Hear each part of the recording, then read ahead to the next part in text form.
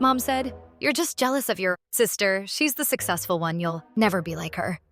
I laughed and said, "Good, then she can pay your bills." An hour later, I laughed, not because it was funny, but because it was the most ridiculous thing I'd ever heard. My mother sat across from me, arms crossed. Her face twisted in annoyance as if I was the one being unreasonable. "You're just jealous of your sister," she said, voice stripping with condescension. "She's the successful one. You'll never be like her." I leaned back in my chair, smirking. "Good," I said casually, enjoying the way her eyes narrowed in confusion.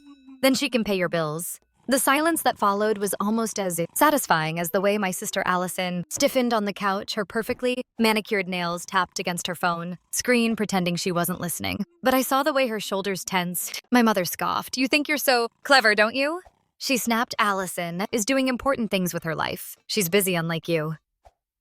I shrugged. Unbothered, this wasn't new. She'd been saying this since we were kids. Allison, the golden child, had always been the successful one, valedictorian Ivy League graduate, now climbing the corporate ladder at some prestigious firm, and me was the disappointment, the black sheep. No matter what I did, it was never enough. My mother never cared about my career, my stability, or the fact that I'd built a life for myself, just that I wasn't Allison. So I decided to give her exactly what she wanted. "Well, since she's the successful one," I said, stretching out the words like they were some brilliant revelation. "Why don't you call her right now and ask her to take over? Since I'm so useless, I guess you won't need my help anymore." I saw the flicker of hesitation cross my mother's face, but her pride would have let her back down. "Fine," she huffed, snatching her phone off the table. "She actually cares about this family, unlike you." Allison glanced up from her phone, looking annoyed. "Mom, what are you doing?" "I need help covering the mortgage this month, honey," my mother said sweetly. "Your brother has decided he's done helping." I watched the scene unfold like it was a movie I'd already seen a dozen times. My mother's so sure that Allison would swoop in and fix everything, and Allison's so smug, assuming she was untouchable. But I knew what was coming, and I couldn't wait to see their faces when it happened.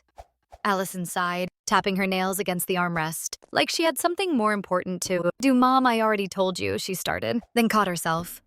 Her eyes flickered toward me for half a second before she plastered on that fake confident smile she always used when she wanted to seem in control. "I mean, of course I'd love to help, but you know how it is. My expenses are insane right now."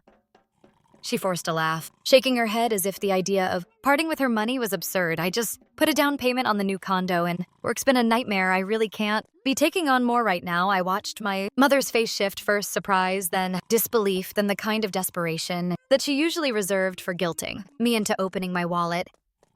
"Allison," she said, her voice suddenly softer, almost pleading. "Sweetheart, I wouldn't ask if it wasn't important. The mortgage is coming up, and Mom," I said no, and just like that, the golden child showed her true colors. I leaned forward, resting my elbows on my knees.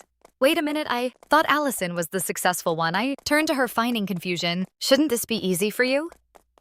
What happened to all that big corporate money?" Allison shot me a glare, but I wasn't done. "Or is it possible," I continued, my voice light, casual, "that you're not as well off as you've been pretending to be?" Her jaw clenched. My mother, still caught between shock and panic, tried again. "You must have something saved up. You've always been good with money, Mom. You don't understand," Allison snapped, and for the first time there was real frustration in her voice. "Do you have any idea how much my life costs? The condo, the car payments, the credit cards. Do you think I have extra money just lying around there?" It was the cracks in the perfect image. I sat back, smiling to myself, because that was the thing about Allison. She was great at pretending, always flaunting the high life online, making it seem like she was untouchable, unstoppable. But I knew better. I knew she was drowning in debt, stretching herself thin just to keep up the illusion of success, and now she couldn't hide it anymore. My mother looked genuinely stunned. "But you always said." I said what I needed to say. Allison cut her off, irritation dripping from her voice. She stood up, grabbing her purse. "I don't have time for this. I have a meeting." She turned toward the door, but I wasn't done just yet. "So just to be clear," I said, raising my voice slightly, "you expect me, the failure, to keep paying for everything while the successful one gets to walk away without a care in the world?" Allison didn't even turn around. "Grow up, Nathan," she muttered before stepping out the door and slamming it behind her. "Silence." I turned back to my mother, who looked completely lost. It was the first time in my life I'd ever seen her at a loss for words. "Huh?" I said, standing up and stretching. "Looks like you bet on the wrong horse, Mom." Her head snapped up, eyes blazing with anger. "This isn't funny, Nathan." But I just grinned, because for the first time in years, I was finally the one in control. My mother sat there, gripping her phone like she could somehow force Allison to call back, but she wouldn't. We both knew that she didn't mean it. My mother muttered more. To herself than to me, she's just stressed. She'll help once she calms down. I tilted my head. Sure, maybe, or maybe. She's been using you just like you've been using me? Her eyes snapped to mine. Furious. Don't you dare tell the truth. I shrugged. You made it clear I wasn't the favorite mom, that was fine. But you also made it clear I wasn't good. Enough, and now the good one just left. You hanging?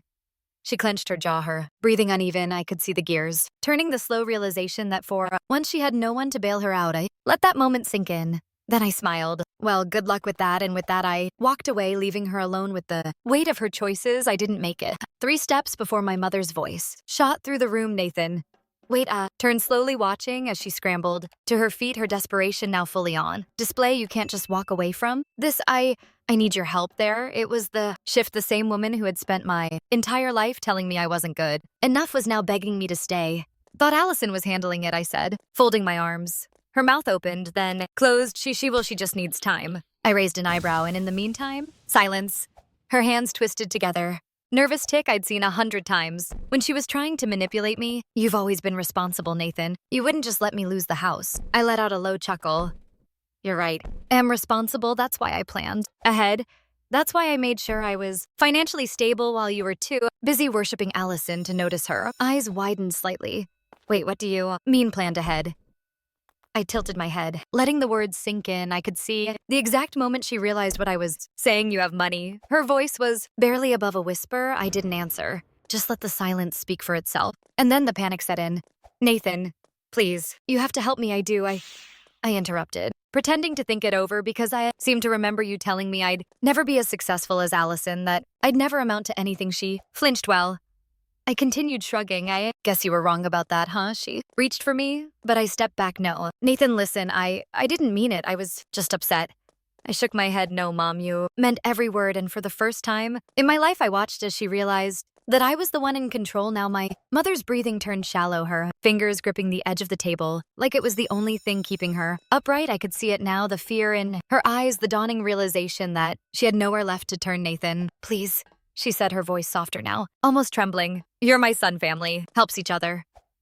I let out a slow breath, shaking my head. Funny, I don't remember you saying that when I needed your support. She flinched like I'd slapped her. That was different. She insisted. You were always difficult. Stubborn. You never listened to what was best for you. I laughed, cutting her off. You mean I never did what you wanted her? Lips pressed into a thin line. You don't understand. She tried again, switching tactics. This house, my life, everything is falling apart. I need your help. I tilted my head. And where was that same concern? When I was struggling, where was my safety net? She had no answer. For the first time in my life, she had no power over me, and I could tell it terrified her. I should go, I said, finally grabbing my jacket. No, wait. She rushed forward, grabbing my arm. I'll make it up to you. Swear, just help me this one time. I gently pried her fingers off me. Mom, said my voice steady. You made your choice a long time ago, and with that, I turned and walked out the door. I didn't look back. I barely made it to my car. Before my phone started buzzing, I glanced at the screen. Mom, I let it ring. Seconds later, another call, then a text. Mom. Nathan, please just talk to me, Mom. Didn't mean any of it. You're my son. I love you, I scoffed. Love. Now that she needed me, she suddenly remembered how to love me. The messages kept coming one after another, but I didn't read them. I started my car, gripping the steering wheel as a strange feeling settled over me. I should have felt guilty. That's what she was hoping for. That's how she always controlled me before, with guilt, with obligation, but I didn't feel guilty. Felt free for the first time. I wasn't the forgotten child scrambling for scraps of approval. I wasn't the backup plan for when the favorite failed. I was just me, and that was enough. As I pulled onto the road, my phone rang again. This time it wasn't my mother, it was Allison. I smirked. Let the games begin. I let the phone ring a few times before answering. Nathan. Allison's voice was sharp-clipped. No fake sweetness, no smug superiority, just frustration. What did you say to Mom? I smiled to myself. Nothing. She didn't already know. Cut the crap, she snapped. She's freaking out, saying you walked out and left her with nothing. What the hell is going on? I feigned surprise. Wait, you mean she called you for help? I thought you didn't have any extra money lying around. Silence, then a sharp breath. That's not the point, Nathan. You know, I can't take this on right now. Right. I'm used to the condo, the car, the maxed out credit cards. That must be tough. Don't act like you're above this.